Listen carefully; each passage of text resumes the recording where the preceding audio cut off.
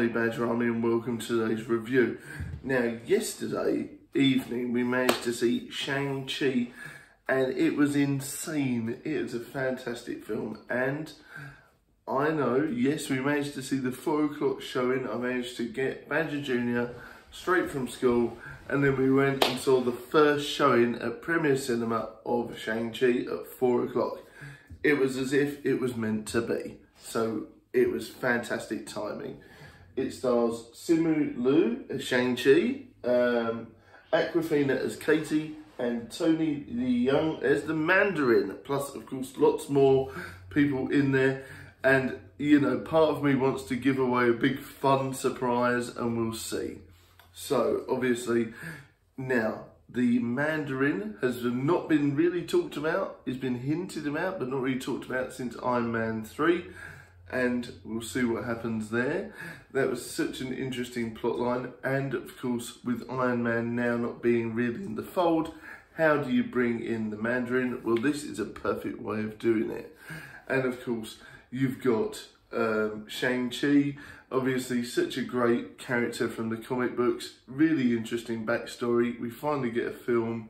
It's been teased for a while, so it's very interesting how that's going to happen. And of course we have now the comic relief in Katie. Now Katie's an interesting character in this because obviously she definitely is Shang-Chi's love interest, but they're really just good buddies.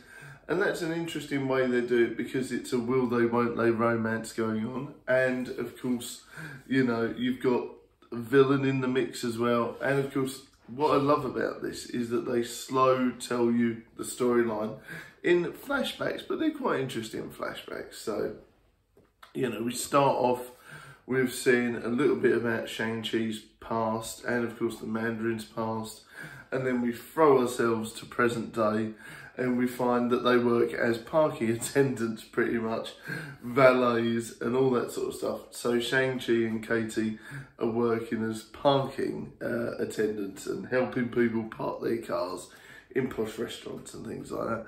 So it's insane that they've done this sort of really interesting storyline where it's a real grassroots ground thing where they're just normal people and then they get thrown into this exciting situation. And, you know, it's one of these situations where you think, well, there's assassins, there's insane spirits, there's wire work, there's madness. It's really interesting. And like you were saying, like with Shang-Chi, the characters really do develop. If you think about how they go along this big adventure and how they develop as people, it's fantastic.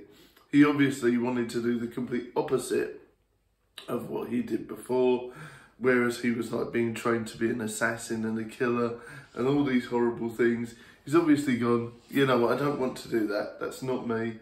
I'm going to be a parking attendant or whatever it is. So that's really interesting. And you've got the character of Katie, obviously has her own issues, but she's there with Shang-Chi and she's stuck by him the whole time. And I think that's great. And, you know, some of the fun antics they get up to at the start of the film make the start of the film really watchable, and then you slowly get forced into the action. And I'm not going to tell you what happens because I really want you to see it, but there's a great sequence on the bus, and one of my favourite villains, Razor Fist, finally comes into the play. It's great. You know, that's the great thing about it, is that you finally get to see some of the different villains of Marvel that haven't really had any love yet, and the way they do it was really cool with a big blade coming out of the arm. That was fantastic. I really liked the representation of Razor Fist. I know people aren't going to always agree with me, but the fact that he had a cool car with Razor Fist all on it, fantastic. You know, the Mandarin character isn't all bad. Obviously, you know, when you see the flashbacks and all the things, you sort of think, oh yeah, maybe he's a really big bad. But then you realise that even the villains are capable of love, and the things that happen there are interesting. And you think, well, what he's done really, he's just really misguided. A bit like Doctor Strange in the latest issue of, well, I should say episode of What If. He lends a similar path where his intentions are good, but he's obviously done something wrong, done a mistake, really wants to rectify it, And then obviously the things he's doing, he thinks he's doing it for a good reason, but he's not. And it's sort of really bad what happens. I'm not going to spoil much of the storyline, but I want to tell you that there's a great list of cameos. You've got, you know, Ben Kingsley's back. You've got loads of cool people, and there's obviously some surprises with Wong and all the rest of the gang. So I don't want to spoil too much, but, you know, Abomination's back even for a little bit, and that's fantastic. But what I want to get to you, that's enough about the plot and rambling, because I don't want to tell you too much about the story. You've got to watch it. I want to tell you a little bit about how I felt the CGI was. Now, the CGI, for what they're doing, obviously it's martial arts. There's lots of sort of interesting, delicate touches with wind, and there's lots of interesting sort of looks on the armour, and there's some interesting, you know, like the way they do the big creatures is fantastic. There's a lot of mythical characters in it, and just seeing them being brought to life is fantastic. It feels like after Loki, now we're getting a big amount of fantastical Marvel. You know, it sort of opened up the way of having a bit more fantastical. When Marvel MCU first started, it was very grounded, very gritty, and had that sort of like real world aspect of it now. It feels like the fantasy and the imagination and all the sort of mystical side of Marvel has now come in. And when you've got big dragons floating around the screen and big tentacled winged demons flying about and massive battles, then you know you've hit an interesting sort of scene and way of Marvel. You know, this is the Marvel I love as well. Like the fantastical, the gothic horror meets all the different things. It's great. The mystical islands that it's really hard to get to and all this sort of stuff. That is one of the fun parts of Marvel that I've missed not being in the films. And, you know, it's fantastic. And there's a lot of stuff there. And of course, once they get on the island, Shang Chi comes into his own, and certainly does Katie. There's a big thing there where she's never decided to do a skill, and then she takes her mind to helping everyone, and it leads on to the end of the film and how she becomes a hero in her own right, and I think that's great. But yeah, the CGI is fantastic. What I want to talk to you about as well is the wire work in there. A lot of the fights were great, and there was definitely some wire work in there as well, which is great. I do prefer it when martial artists don't usually use wire work, but you know, the scenes lended to the wire work. So the wire work was cool too. And, you know, the action was on point as well. You got to see some of the assassins as well. And the fight club was great. I wish there was more scenes in the fight clubs. But yeah, there's lots of cool stuff there. The CGI was on point.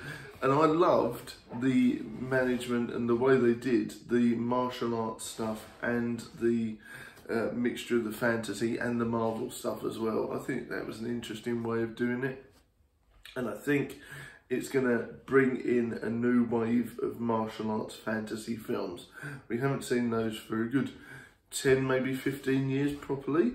So it's going to be interesting to see if we get a new Shaolin Soccer and a new Versus and all these different films like Battle Royale and things like that. Will they take another resurgence with a superhero twist? Who knows? There's going to be someone out there that wants to make their own version of Shang Chi or their own vision of a martial arts fantasy film.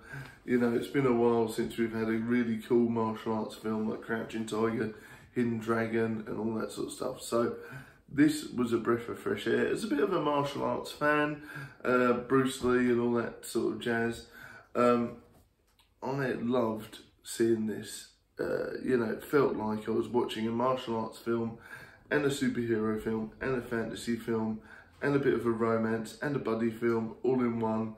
And I really did enjoy it. I thought the directing was great. The CGI was fun.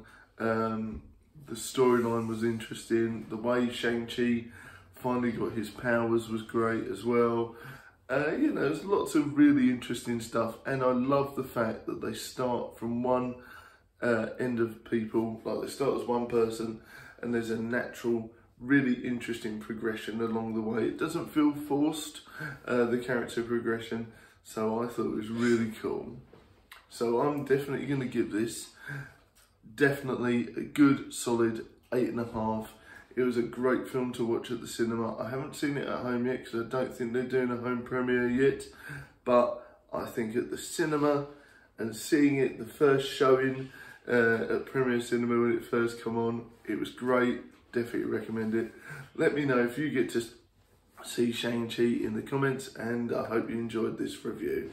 Thanks very much for watching, and anything I missed, if you want to talk about it, hit me up in the comments, because I'm new to all these film review things. There's lots of different things I could have missed. But yes, I loved all the Easter eggs, I loved all the nods, and I loved the fact that Ben Kingsley was back in it as well. And I loved his little furry chicken flying sidekick thing. So there was lots of comedy relief, and it was really interesting.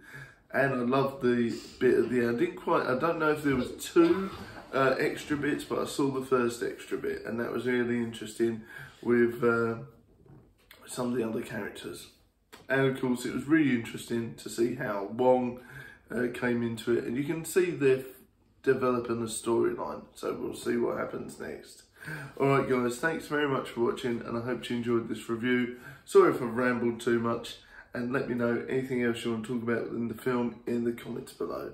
Thanks, bye!